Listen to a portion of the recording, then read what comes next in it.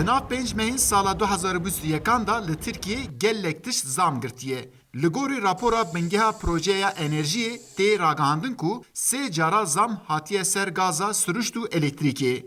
Dîsa heman zam li ser bihayên tiştê xwarin û vexwarinê jî xwe nîşan dide. Bikir dibêjin gava ew diçin marketê an jî bazarê tiştê ku dikirin ana bihayê wan bûye 3 qat.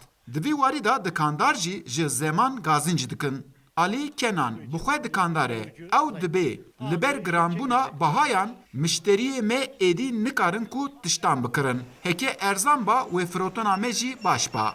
Abi fiyatlar düşük olsa çok harika satış olur. Heke bihayê tişta erzan ba, de firuta me jî ki baş ba. Her meh em rastê zaman tê. Mişterî jî nizanin çi bikin. Dema ku ev nekirin em jî perîşan dibin. Lazim e ku hem jî bu esnafan û hem jî bu bikiran çarek bêdîtin ku em jî bikaribin karê xwe bikin. Yasemin Oz bixwe li daîra dewletê karmend e. Ew dibêje heke mûçe yek zêde dibe berava jî vî jî bahayên her tiştî 10 qat zam digire. Zam geliyor gene aynı fiyata geliyor fark. Her tişt her roj zam digire. Di navbera bilimbûna mûçeyên me û hatina zaman da gelek ferqî heye. Mûçeyek bêzam 10 qat e.